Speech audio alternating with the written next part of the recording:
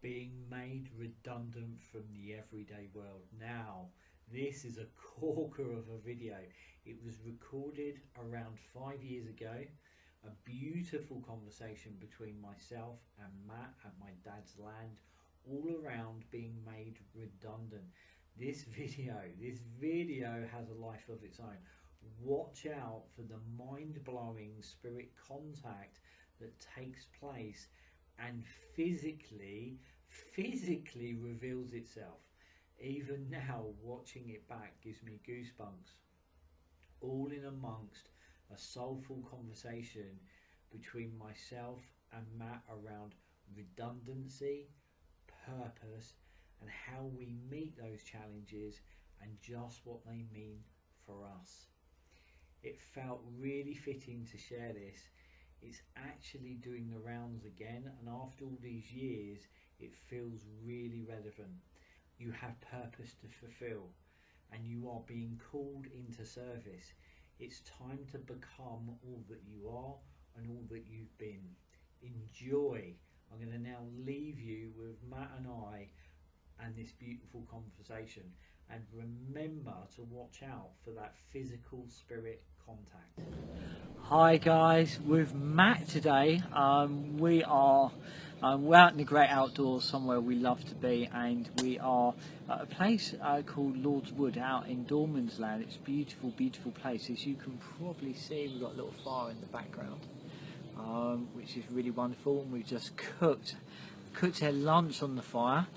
We cooked some bannock and some sausages. It's just been wonderful. What a beautiful day it is to be outside, and you'll see we've got this beautiful pond here as well, and really feel that spring is coming. The land is really feeling alive today. Yeah, you can really feel. There's a bit of smoke. What is that? That's really weird. You see that? Yeah, there's something around my head shape. We've just been joined. Just like there's been a blur. I don't know if you guys can see that on the video. There's been a mist appeared around Matt's head, which is quite interesting. Yeah. No, that's an interesting one actually. I can see the screen, and I can see that I'm kind of almost not here.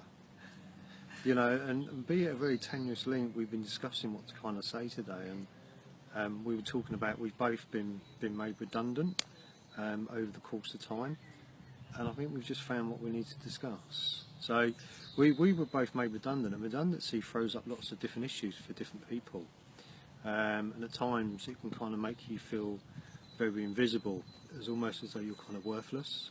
Yes. Yeah. Yes. And it's about how you kind of deal with that. I mean, you know, we were discussing earlier, there's the people that will kind of take a change and they will look at it, and they will see the opportunities within that. And there will be the other people that will look at it and think, actually, you know, the bottom's fallen out of their world. And, you know, the conversation was, how can two people kind of think so differently in one situation? You know, it was a kind of interesting debate, wasn't it? Absolutely. I remember when I was made redundant. I was working, like many of us, you know, working the Monday to Friday and living for the weekends, and there's something deep inside of me that was saying, you know, for me this can't be the way that I'm going to live for the rest of my days. You know, there's something really, really deep inside that was calling me, and I remember saying, you know, God, you know, there's got to be something else. And I can guarantee you, I remember sitting there and saying that one day, you know, having that walk to work that I'd walked many times, and thinking to myself, you know, surely there's got to be something else. I arrived at work only to find out we was all pulled into a meeting and was offered redundancy, and I was like, thank you.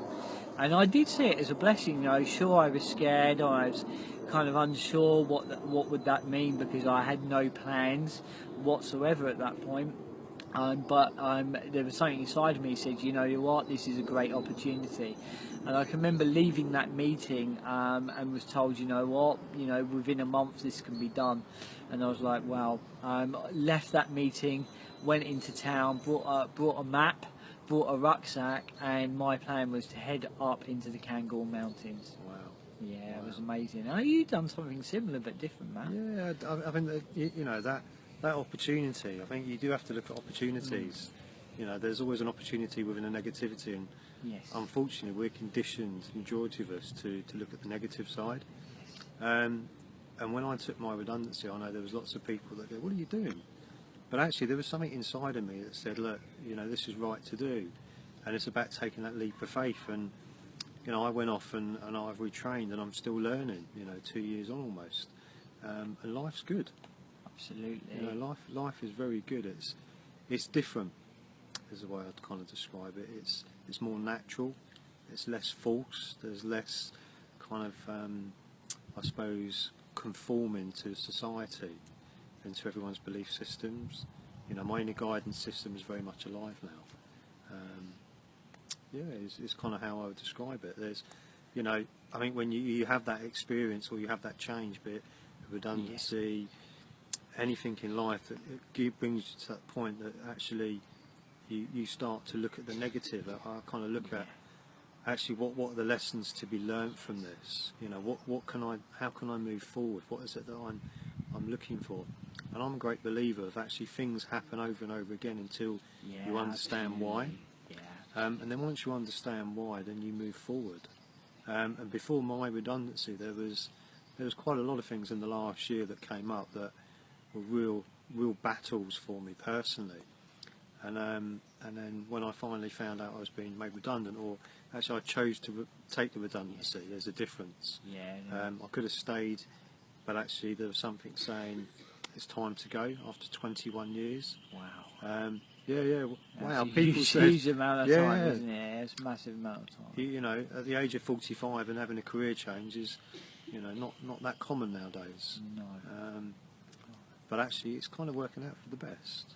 You know, it's that whole thing, isn't it? It's like, you know, we see the unknown as something to be like feared or kind of be afraid of, but you know, actually it can be the greatest thing for us. You know, I know for me, you know, it's, you know, that was 25 years, 26 years ago now, you know, but I was entrenched in that situation, believing that was going to be my life path as I went forwards, but inside screaming, you know, and I kind of know that really woke me up, and I wouldn't be where I am today without going through that experience. And you know, I can remember getting this nudge, this voice inside of me later, because you know what happens, you kind of move outside of the known and you move into the unknown, and then sometimes what you do is you kind of try and resist that and you move back into the known because it's comfortable. And I'd done a bit of that over those early years. I'd done a bit of that, and I remember this nudge and this voice saying to me,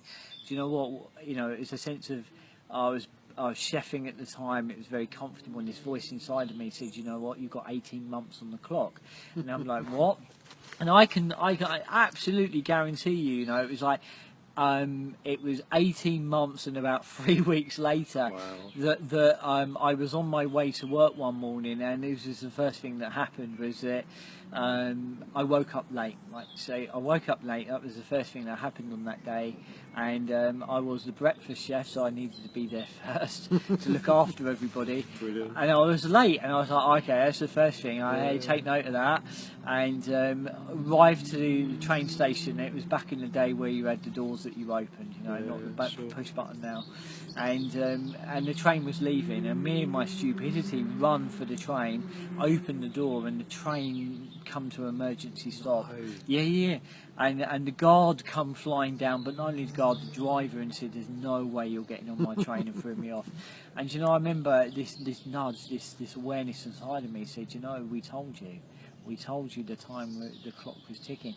And I remember going downstairs thinking, you know, I can't, you know, I didn't even have the White's locker key for my White, so whenever I arrived to work, I couldn't get into my uniform anyway. So I picked up the phone, rung up my boss and said, you know what, I don't think I'm going to be back. Wow. And you know, it might seem crazy, but you know, I really wouldn't change it. And I think sometimes when we go against the grain of what is going on deep inside, we probably make things a lot harder for ourselves. Yeah, I'd agree with that. Yeah, I think it is about going with the flow, you know, following your intuition and understanding and having that faith about it. You know, because I think if we kind of lie, but more often than not, we kind of ruled by fear. Yeah, and actually when you step out of that fear, you realise the only one that's allowing that fear to control you is you. Yes. Yeah, so it's really, really important, you know, kind of two people that have kind of been through that change and evolving and moving forward, that it's okay. Absolutely. Yeah, it's good to change. It is. Change what keeps you alive. I remember, you know, kind of stuck into that situation. It kind of, you know, there was a part of me that was feeling probably dead actually, and you know, I kind of look back on that and think, yeah, there was a part of me that was dying, shrinking back from life. Sure, and you know, I'm so glad for those changes. I wouldn't be doing the work that I've done or being where I am today without those changes. So yeah, they're a blessing. They are, and I think just a kind of final point for me, if you know, those changes bring really positive stuff, and you know, I'm coming up for 2 years of leaving my job, and actually I'm sat here today with some wonderful people and some wonderful food and experiences that I never ever would have been able to appreciate. So, you know, you never know what's around the corner. Absolutely, and I kind of, you know, you look back and you think, how would I get through that transition, and how do I get through that journey? But you do. Let's just share the fire with you guys. So we've got a little bit of a fire there that we have cooked up. Some bannock. Sarah made some beautiful bannock bread today, and we've cooked up some sausages and shared a bit of cider as well, which has been lovely, and wine. And then let's show you the pond, if we may. So we'll show you the pond, which is a beautiful place. So let's just show you the pond. It's just a wonderful, wonderful place. And then the view out across as well. You'll see a little bit of that.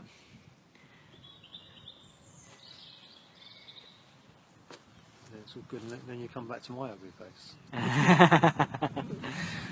Happy days. I think we're going to wrap it up now. Yeah, absolutely. So, no worries. We've gone something dark again.